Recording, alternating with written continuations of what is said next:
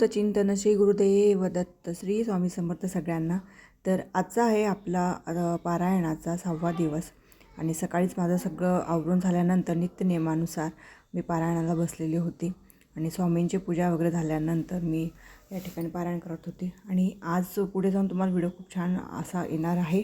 मी जसं मागे तुम्हाला म्हटलेली होती की आमच्या इकडे 2 केंद्र आहेत, म्हणून एक गावात आहे आणि एक गावाबाहेर आहे, थोडं सिटीला आहे।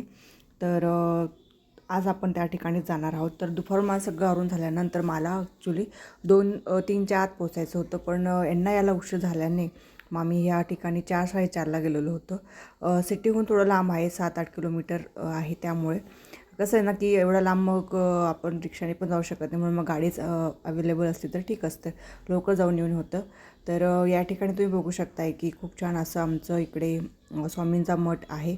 अगदी नैसर्गिकरित्याने जो म्हणतो ना आपण तसा आहे, शेणा मातीने बनवलेला लिपलेला आहे। तर इतकं प्रसन्न वाटतं त्या ठिकाणी आत गेल्यानंतर, खूप गारवा वाटतो आणि खूप छान वाटतं। बघू शकता तुम्ही आजूबाजूला अक्षरशः डोंगर आहेत आणि त्या ठिकाणी स्वामींचा जो आहे तो मठ आहे। तर मी एकदा येऊन गेलेली, मागे मी आता म्हणजे वर्ष होऊन जाईल अशी अचानक आलेली होती। थोडंसं काम होतं, एका जणाने सांगितलं की तुम्ही जाऊन तर या मठात, त्यामुळे आलेलो होतो आम्ही। तर मला त्यावेळेसच खूप छान आणि प्रसन्न वाटलेलं होतं आणि म्हणून मग आता मला पुन्हा एकदा इथे यावं असं वाटलं। तर तुम्ही बघू शकता आजूबाजूचा परिसर संपलं वाटतं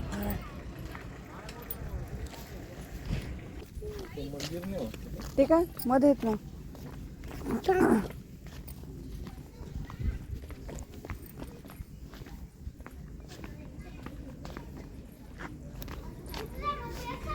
तेव्हा हे पुन्हा झाकलेलं होतं ना, त्यांनी पुन्हा ताळपत्र काढून घेतलं वाटतं, ते इथलं ते पुन्हा काढून घेतलं। त्यामध्ये बसले संपलं असेल 4 वाजेपर्यंत असतं, पहाटे 3 तर दुपारी 4पर्यंत।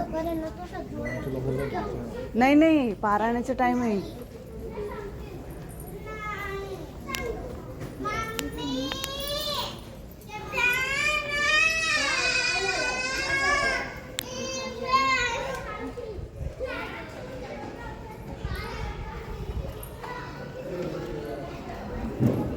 बरेचसे बसले पारायणाला।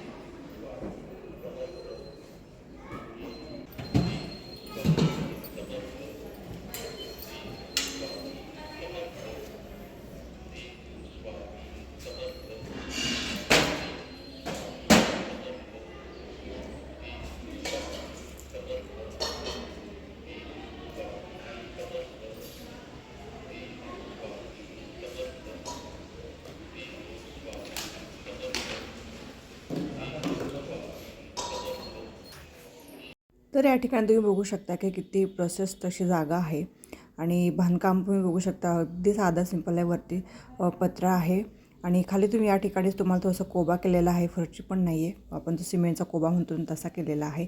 आणि बाहेर जे मंडपात आहे तर तिथे अक्षरशः शेणा मातीने सारवलेला आहे आणि आपण जे ताळपत्री म्हणून तशी टाकलेली, त्यांनी अगदी मी तुम्हाला एंट्रीला दाखवलं ना त्या ठिकाणी होती, तर ती काढून घेतलेली, आता काम चालू वाटतं तिकडे। तर त्या ठिकाणी बसून इतकं छान वाटतं, खूप छान वाटतं। तिथे सेवेकरी वगैरे बसलेले असतात आणि खूप छान वाटतं तिकडे सभा मंडपात बसल्यावर। आणि तुम्ही पूर्ण मठ जो बघू शकताय, खूप अशी मोठी जागा आहे, प्रशस्त जागा या ठिकाणी आहे। आणि या ठिकाणी खूप छान असे हे जे आपले सेवा करणारे असतात, समाजाला सेवा देणारे असतात ना, त्या लोकांची ते छान अशी ना असं पोस्टर म्हणूया किंवा असं फोटो लावलेले होते। आणि या ठिकाणी ना अशी तिथे ना ताळपत्री जी आता ही पाहिली ना तशी पाल म्हणतो ना आपण, तो टाकलेला असतो आणि त्यामुळे ना असे झोपडीत किंवा एखाद्या ह्याच्यात राहिल्यासारखं वाटतं, खूप गारवा वाटतं, गरम अजिबात होत नाही। आम्ही तर भर उन्हाळ्यात आलेलो होतो, त्यावेळेसही आम्हाला खूप छान असं वाटलेलं होतं। आणि आत्ताही ते मला वाटतं काम चालू आहे, त्यामुळे ते बाकीचं काढून घेतलेलं आहे। तर कसा वाटला ह्या आमचा इकडचा स्वामींचा मठ, तर नक्की मला कमेंट्सद्वारे सांगा। दर्शनासाठी पण आलेले होते आणि चला म्हटलं तो या माझ्याकडून का असे ना तुमच्यापर्यंत आमच्या इकडच्या स्वामींचा मठ जो आहे त्याची तुमच्यापर्यंत दर्शन होईल, तुम्ही पण यातनं दर्शन घेऊ शकताय। तर चला मला नक्की सांगा की कसं आहे ते। परत असे चालले गेले कारण पारायणाचा टायमिंग संपला आहे. पारायण करून इथे पूर्ण परिसर भरलेला असतो.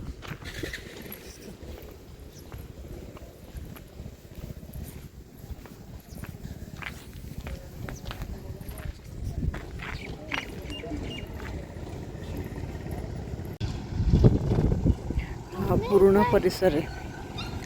केंद्र मठ तुम्ही जे म्हणू शकता ते स्वामींचा. खूप छान परिसर आहे. हो रे कुठे अरे चप्पल घाल पायात. पण त्यांची मम्मी असेल तर छान मस्त.